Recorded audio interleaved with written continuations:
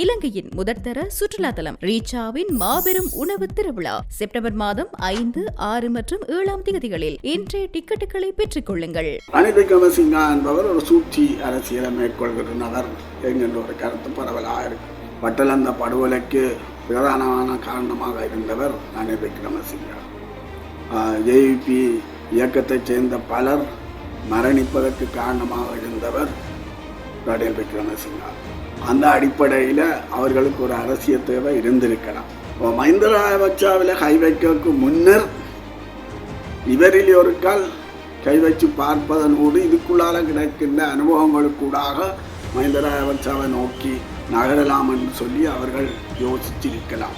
அந்த கொஞ்ச நேரம் அந்த விலங்கிட்ட படமே அவருடைய பிரதிமைக்கு ஒரு பலத்தாடியாக இருந்திருக்கிறது என்பது என்னுடைய அபிப்பிராயம். அந்த அதிர்ச்சி, அந்த உணர்வதிர்ச்சி தான் அவருக்கு அவருடைய நோயை அதிகரிச்சிருக்கிறது என்ற கருத்தும் இருக்கின்றது.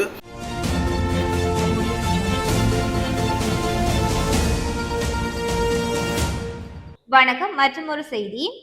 அரசியல் ஆய்வாளர் சட்டத்தரணி யோதிலிங்கம் நடாத்திய ஊடக சந்திப்பின் போது முன்னாள் ஜனாதிபதி ரணில் விக்ரமசிங்கவின் கைது தொடர்பாகவும் தமிழரசு கட்சியின் சுமந்திரன் தொடர்பான முக்கிய செய்தியை வெளியிட்டிருக்கின்றார். குறிப்பாக கொழும்பிலே ரணில் விக்ரமசிங்க கைது செய்யப்பட்டிருக்கிறார். அதுக்கு பிற்பாடு இன்றைய தினம் ராஜித சேனாரத்ன கைது செய்யப்பட்டிருக்கிறார்கள். இது ஒரு அரசியல் பழிவாங்கல் என்றும் சொல்லப்படும். இந்த நிலைமையை நீங்கள் எப்படி பார்க்கணும்? உண்மையில் இதனை அரசியல் பழிவாங்கல் என்று முழுமையாக கூறிவிட முடியாது.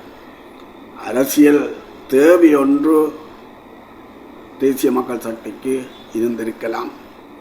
ஏனென்றால் பட்டலந்த படுகொலைக்கு பிரதானமான காரணமாக இருந்தவர் ரணில் விக்ரமசிங்க. ஜேவிபி இயக்கத்தைச் சேர்ந்த பலர் மரணிப்பதற்கு காரணமாக இருந்தவர் ரணில் விக்ரமசிங்க. அந்த அடிப்படையில் அவர்களுக்கு ஒரு அரசியல் தேவை இருந்திருக்கலாம். ஆனாலும் இவர்கள் தங்களுடைய தேர்தல் விஞ்ஞாபனத்தில் கூறியிருந்தார்கள், ஊழல் ஒழிப்பை தாங்கள் ஒரு செயல் திட்டமாக முன்னெடுப்போம் என்று சொல்லி.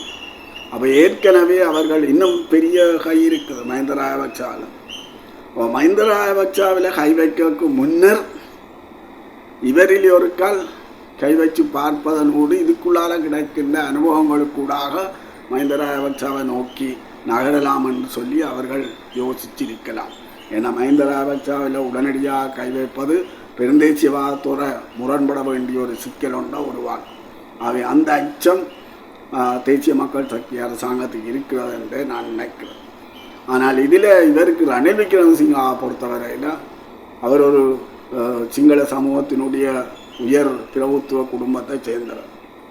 அந்த பிரபுத்துவ குடும்பம் வேணுமென்றால் பணத்தை இழக்கும், சுயமரியாதை ஒன்றாலும் இழக்க விரும்ப மாட்டார்கள், அதை சகிச்சு கொள்ள மாட்டார்கள். அப்போ இன்றைக்கு மிஸ்டர் கிளீன் என்கின்ற அந்த பிரதிமைக்கு விழுந்த அடியாகத்தான் உண்மையில் ரணில் விக்ரமசிங்காவினுடைய விழுந்த அடியாகத்தான் அந்த ரணில் விக்ரமசிங்காவினுடைய கைது இடம்பெற்றிருக்கிறது நான் நினைக்கிறேன். ஒரு கொஞ்ச நேரம்தான் அவருக்கு விலங்கிட்டு கொண்டு சென்றார்கள். அந்த கொஞ்ச நேரம் அந்த விலங்கிட்ட படமே அவருடைய பிரதிமைக்கு ஒரு பலத்தாடியாக இருந்திருக்கிறது என்பது என்னுடைய அபிப்பிராயம். அந்த அதிர்ச்சி, அந்த உணர்வதிர்ச்சி தான் அவருக்கு அவருடைய நோயை அதிகரிச்சிருக்கிறது என்ற கருத்தும் இருக்கின்றது. அந்த கருத்திலேயும் உண்மைகள் இருக்கலாம் என்று நான் நினைக்கின்றேன். ஆனால் இதில் அவரை பிணையில் விடுதலை செய்யக்குள்ள கூட குற்றச்சாட்டுகளின் அடிப்படையில் விடுதலை செய்யாமல் அவருடைய உடல்நிலை விவகாரத்தை காரணமாக காட்டித்தான் பிணம் கொடுக்கப்பட்டிருக்கு. ஆகவே அந்த குற்றச்சாட்டிலிருந்து அவர் இன்னமும் விடுவிக்கப்படாத அல்லது அதை பலவீனப்படுத்தக்கூடிய எந்த செயற்பாடு நடைபெறாத ஒரு சூழல்லாம் காணப்படுகின்றது. இதிலே அந்த குற்றச்சாட்டு தொடர்பாக உண்மையில் இதைவிட பெரிய குற்றச்சாட்டுகள் ரணில் விக்ரமசிங்கவுடன் தொடர்பாக இருக்கிறது. மத்திய வங்கி பிணமுறி குற்றச்சாட்டு, பட்டலந்தா குற்றச்சாட்டு. ஆனால் அதற்கான ஆதாரங்களை சேகரிப்பது என்பது கொஞ்சம் கடினமானது. இது முழுக்க ஆவணங்களாக இருக்கிற ஆதாரங்கள்.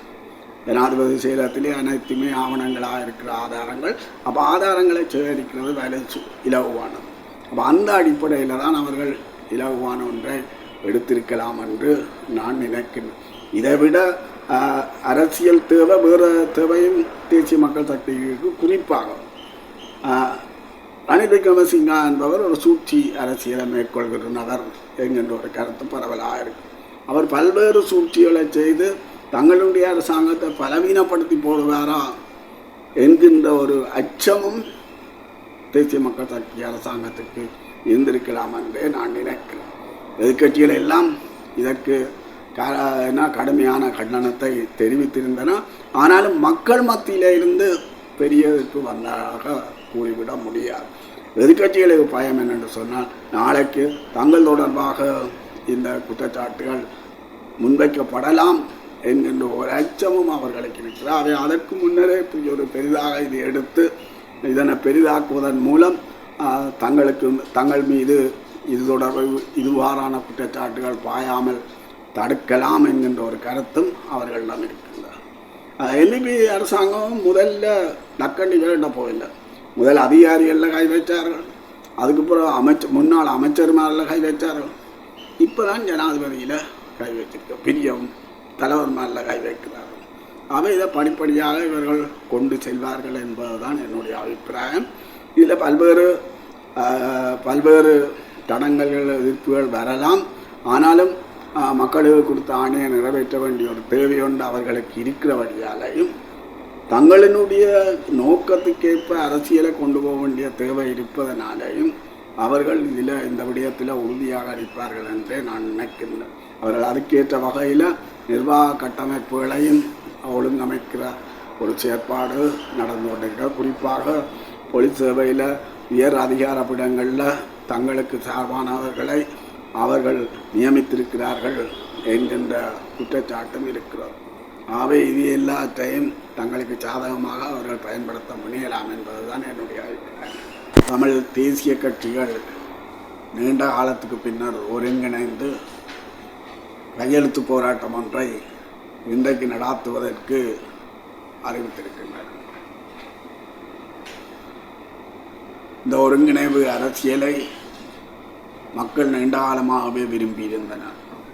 ஆனால் கட்சிகளுக்கு இடையேயான முரண்பாடுகள் காரணமாக இந்த ஒருங்கிணைந்த அரசியல் வெற்றி பெறுவதற்கான வாய்ப்பு இருக்கவில்லை.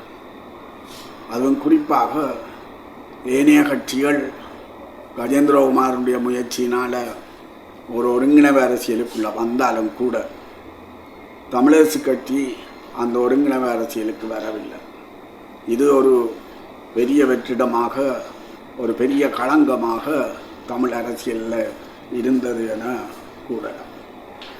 அதுவும் குறிப்பாக தமிழரசு கட்சி என்பது சுமந்திரனுடைய கட்டுப்பாட்டில் முழுமையாக இருக்கின்ற ஒரு கட்சி.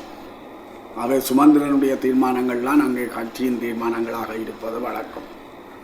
அவர் சுமந்திரன் இந்த ஒருங்கிணைந்த அரசியலுக்கு வராதுதான் உண்மையில் பிரதான காரணமாக இருந்திருக்கின்றது. சுமந்திரன் முதலாக இந்த ஒருங்கிணைந்த அரசியலுக்கு வந்திருக்கின்றார்.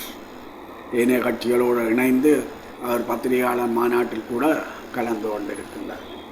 அவ்வாறு அவர் வருவதற்கு காரணங்கள், 3 காரணங்கள் பிரதானமாக இருந்திருக்கின்றன என்று நாங்கள் கருதுகிறோம். அதில் முதலாவது அவருடைய தொடர் தோல்வி, கடைசியான தோல்விதான் அவருடைய ஹர்த்தால். அதற்கு முன்னரே அவர் தமிழரசு கட்சிக்கான தலைவர் தேர்தலில் தோல்வியிட்டார். தொடர்ந்து பாராளுமன்ற தேர்தலில் தோல்வியிட்டார்.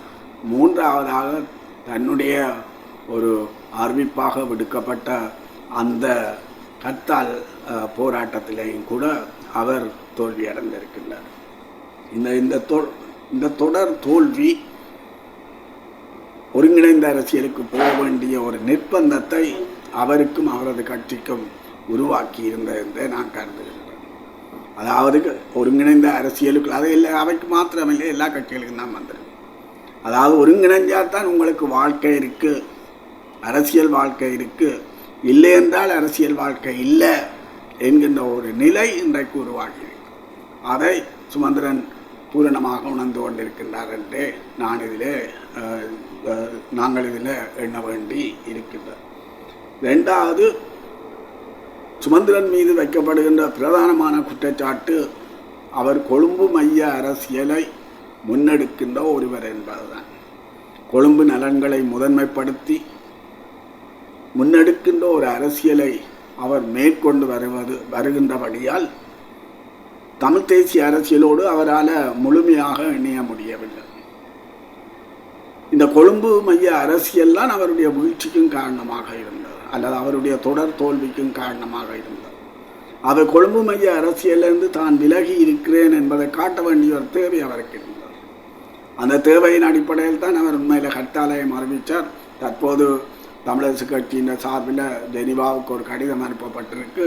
அந்த கடிதத்திலேயும் சர்வதேச விசாரணையை கோரியிருந்தார். அவர் ஒருபோதுமே சர்வதேச விசாரணைக்கு ஆதரவாக இருந்த ஒரு நபர் அல்ல, ஆனால் அங்கே விசாரணையை கோரியிருந்தார். அப்போ இந்த கொழும்பு மைய அரசியலில் ஈடுபட்ட பலருக்கும் மேல் இந்த நிலைமை தான் ஏற்பட்டது. வரலாற்றில் அடங்கா தமிழன் சுந்தரலிங்கம் கொழும்பு மைய அரசியலில் ஈடுபட்டார். ஜி பொன்னம்பலம் கொழும்பு மைய அரசியலில் ஈடுபட்டார். ஆனால் கொழும்பு மைய அரசியல் இவர்களுடைய அபிலாசைகளை பிரதிபலிக்கக்கூடிய வகையிலே எந்த முன்னேற்றத்தையும் காட்டவில்லை. அது கொஞ்சம் கூட நகரையில். ஏன்னா கொழும்பு மைய அரசியல் என்றால் முழுக்க பெருந்தேசியவாதத்தின் கட்டுப்பாட்டுக்குள்ளே இருக்கிற அரசியல். அதனால் ஒரு கொஞ்சம் கூட நகர முடியவில்லை. அவர்கள் இருவருமே தோல்வி அடைஞ்சார்கள். தோல்வி அடைஞ்ச நிலையில் 1955ஆம் ஆண்டே அடங்கா தமிழன் சுந்தரலிங்கம் தன்னாட்டு கோரிக்கையை முன்வைத்தார். இதற்கு பிறகு ஜி பொன்னம்பலம் தமிழர் விடுதலை கூட்டணியோடு சேர்ந்து வட்டுக்கோட்டை தீர்மானத்துக்கு ஆதரவாக நின்றார். தன்னாட்டு தீர்மானத்துக்கு ஆதரவாக நில்லாமல் கொழும்பு மைய அரசியலிருந்து அவர்களுக்கு விலக வேண்டும் என்கின்ற ஒரு நிர்பந்தம் வந்திருக்கு. இன்றைக்கு முதலாக நீண்ட காலத்துக்கு பிறகு இன்றைக்கு சுமந்திரனுக்கும் அந்த நிலைமை ஏற்பட்டிருக்கிறது என்று நாங்கள் கருதுகிறோம். அதில் ரெண்டு விஷயம் இருக்குது. ஒன்று, கொழும்பு மைய அரசியல் தோல்வி என்ற பிரச்சனை ஒரு விஷயம். ரெண்டாவது விடயம், ஒருங்கிணைந்த அரசியல் இல்லையென்றா மக்கள்கிட்ட வாழ்வு இல்லை என்ற ஒரு பிரச்சனை. ஒருங்கிணைந்த அரசியல் பல காரணங்களுக்காக எங்களுக்கு தேவையாக இருக்கிறது. ஒன்று, ஒருங்கிணைந்த அரசியல் இல்லாமல் பெருந்தேசியவாத ஆக்கிரமிப்புகளுக்கு முகம் கொடுக்க இயலாது. ஒருங்கிணைந்த அரசியல் இல்லாமல் சர்வதேச அரசியலை கையாள இயலாது. ஒருங்கிணைந்த அரசியல் இல்லாமல் இன்றைக்கு தமிழர் தாயகத்தில் ஊடுருவி இருக்கின்ற என்பிபி தேசிய மக்கள் சக்தியை பலவீனப்படுத்த முடியாது. அவை இந்த மூன்று விடயங்களுக்கும் ஒருங்கிணைந்த அரசியல் அவசியமாக. அதனால மக்கள் ஒருங்கிணைந்த அரசியலை வலியுறுத்துகிறார். அப்போ ஒருங்கிணைந்த அரசியலை நீண்ட காலமாக வலியுறுத்தி இன்றைக்குத்தான் அது ஒரு சாதகமான சூழ்நிலைக்கு வந்திருக்கின்றது. அப்போ சுமந்திரன் மாதிரியில் அதுக்கு அடிபணிய வேண்டிய அல்ல பணிஞ்சு போக வேண்டிய ஒரு தேவை வந்திருக்கிறது என்று நான் நினைக்கிறேன். மற்றது இந்த ஏற்கனவே நான் கூறினவன் போல இந்த ஒருங்கிணைந்த அரசியல் மக்களினுடைய விருப்பமாக இருக்கிறபடியால் மக்களுடைய விருப்பத்தை புறக்கணிக்க முடியாத நிலைமை கூட சுமந்திரனுக்கு ஏற்பட்டிருக்கு என்று நான் நினைக்கிறேன். இந்த ஒருங்கிணைந்த அரசியலுடைய தேவையை முதல் உணர்ந்த கஜேந்திரகுமார். கஜேந்திரகுமார் பாராளுமன்ற தேர்தலுடைய பின்னடைவோடு கஜேந்திரகுமார் ஒருங்கிணைந்த அரசியல் இல்லாட்டை கட்சியையும் பாதுகாக்க இயலாது, தமிழ் தேசிய அரசியலையும் பாதுகாக்க இயலாது என்ற ஒரு கருத்து அவரிடம் வலுவூட்ட தொடங்கியது.